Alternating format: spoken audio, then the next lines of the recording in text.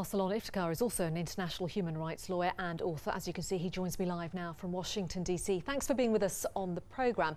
Egypt maintains that its judicial system is separate from the government, that this case wasn't about politics. What are your thoughts?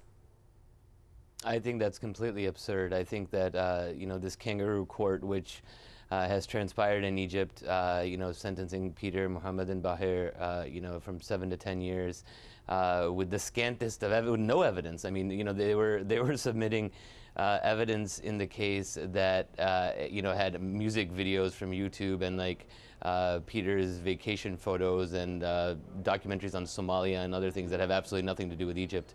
I think that it's a very chilling message that the Egyptian judiciary is sending to the Egyptian people.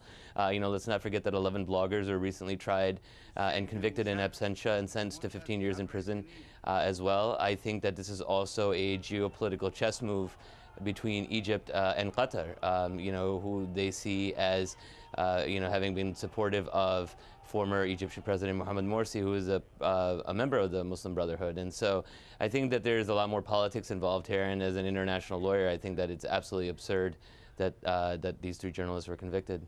Legally, explain to us what could actually happen now. We are talking about possible appeals, about possible pardons.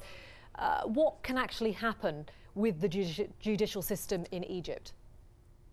Well, there is an appellate process, there is an appeals process in Egypt, but it apparently takes a very long time.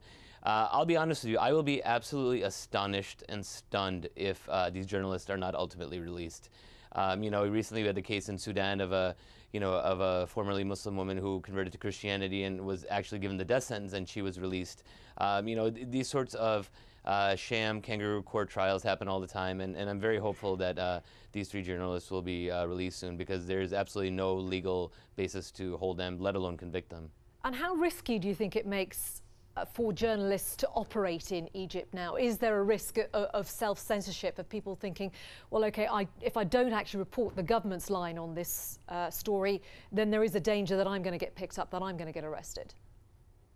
Yeah, Felicity, that's a very real threat. I think it actually sends more of a chilling message to the rest of Egyptian society that, here we are, we're willing to convict foreigners, who haven't done anything wrong. Be careful of what you say. I think this clearly shows that, President Abdel Fattah al-Sisi wouldn't know free press if it came and sat in his lap. And I think that this conviction sends a very chilling message to the people of Egypt.